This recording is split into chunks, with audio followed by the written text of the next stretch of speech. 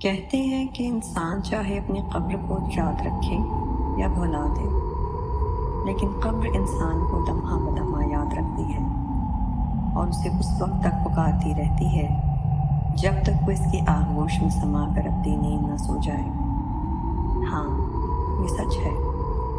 ہزاروں کہانیاں ان قبروں کے اندر دفن ہیں، لیکن ہزاروں قبریں کسی نہ کسی کہانی کی تکمیل کی چاہ میں آج بھی کھلی ہیں۔ میری آج کی کہانی مناہل اور منیر کے بارے میں ہے۔ یہ دو ہنسوں کا جوڑا کالج کے عشق و معاشقے کا جیتا جاگتا ثبوت تھا۔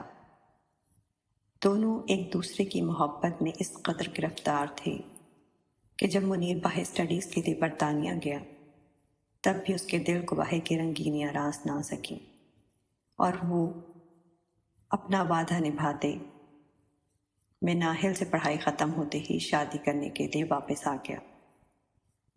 چونکہ برطانیہ میں ہی اسے ایک ایڈورٹائزنگ کمپنی میں مناسب نوکری مل گئی تھی، تاہم گھر والوں نے بھی انکار نہ کیا۔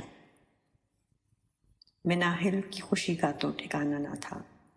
اسے لگتا تھا کہ جیسے اس نے کوئی بہت بڑا محاذ فتح کر لیا ہو۔ ابھی تک اس کے ساتھ کی سہیلیاں کنواری بیٹھی تھیں اور وہ اپنے خوابوں کے راجکمار کے ساتھ شادی کر کے بیرون ملک جا رہی تھی۔ نئے خواب، نئی حسرتیں، ان سب کا تانا بانا جڑنے لگا تھا۔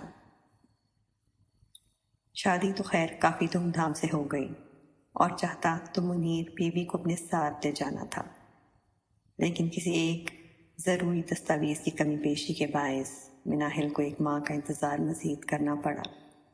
چلو کوئی نہیں، جہاں 2 سال انتظار کیا ہے 1 ماہ اور صحیح، یہ سوچ کر مناہل اپنا دھیان سسرالیوں میں لگا لیتی۔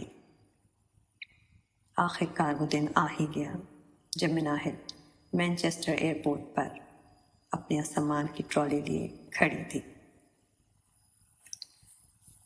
اس کے دل کی دھڑکن تیز ہو رہی تھی، نہ چاہ کر بھی وہ اپنے لبوں پر بکھرنے والی ہنسی کو بھیج کر دبانا چاہ رہی تھی۔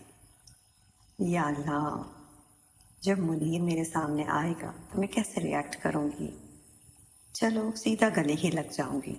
یہ کون سا پاکستان ہے جو لوگ گھور گھور کر دیکھیں گے؟